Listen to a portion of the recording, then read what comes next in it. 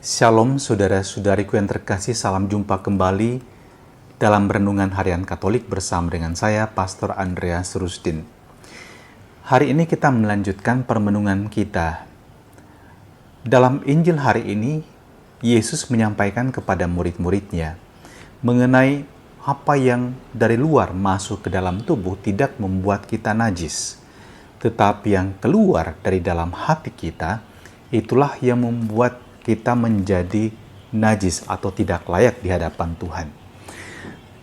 Apa yang kita makan dapat membuat kita menjadi sehat ataupun sebaliknya. Anda bisa mendapatkan gizi yang cukup atau mungkin Anda menimbun racun untuk tubuh Anda. Tapi tidak halnya demikian bahwa membuat kita secara rohani kemudian tercemar. Pada zaman Yesus pun orang masih percaya bahwa hal-hal yang lahiriah yang masuk ke dalam tubuh manusia dalam arti makanan, apa yang disantap itu dapat mempengaruhi relasinya dengan yang ilahi. Itu dapat membuatnya menjadi najis atau tidak tahir. Tapi Yesus kemudian mengingatkan bahwa semua yang diciptakan Allah itu baik adanya. Apa yang dimakan oleh manusia itu akan keluar di jamban. Tapi hati-hati, apa yang keluar dari hati Anda itulah yang berbahaya. Yesus mengatakan, apa yang keluar dari seseorang itulah yang menajiskan, sebab dari dalam hati timbullah segala pikiran jahat, persinahan, keserakahan, kejahatan, kelicikan, hawa nafsu, iri hati, hujat, kesombongan, kebebalan. Kalau kita mendengarkan ini, kita lihat, oh iya, itu semua hal-hal yang sangat tidak baik dalam diri seorang manusia. Dan sabda Yesus ini pun sekaligus merupakan sebuah pengingat bagi kita. Jangan menyimpan hal-hal yang busuk ini dalam hati kita. Kita tahu kita semua manusia yang tidak sempurna. Tapi toh kita dapat berusaha supaya janganlah apa yang lahir dari hati kita, dari pikiran kita, itu kemudian menciderai orang lain atau mencemarkan hidup orang lain, dan itu membuat kita hidup dalam dosa. Apa yang dikatakan Yesus adalah sesuatu yang sangat penting. Belajarlah untuk bertumbuh dalam kebaikan.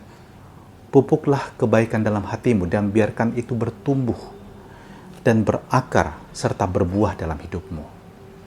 Jadilah pribadi-pribadi yang selalu memancarkan kebaikan. Pun juga pasti ada saat-saat di mana kita gagal. Mungkin kita pengen tidak marah, tapi kemudian menjadi marah karena berhadapan dengan orang-orang yang membuat kita kesal, atau mungkin karena situasi yang kita hadapi membuat kita begitu tergesa-gesa, kita mudah terpicu secara emosional. Tapi kemudian kesadaran itu dapat membuat kita kembali kepada komitmen kita.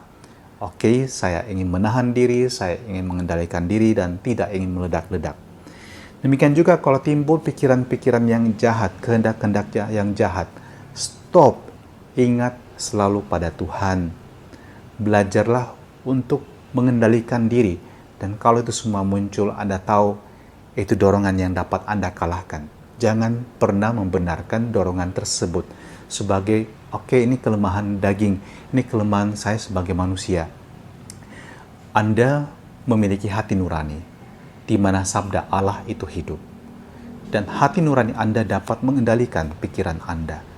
Sehingga dari pikiran ini tidak lahir menjadi perbuatan-perbuatan yang jelek atau jahat.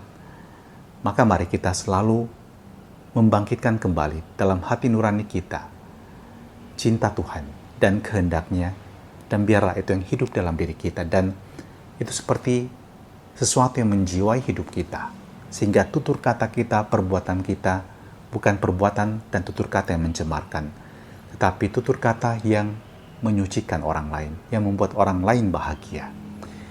Dan mari kita mohon berkat-Nya agar kita juga diberikan kurnia untuk terus bertumbuh dalam kebaikan dan kebenaran, di dalam nama Bapa dan Putra dan Roh Kudus. Amin.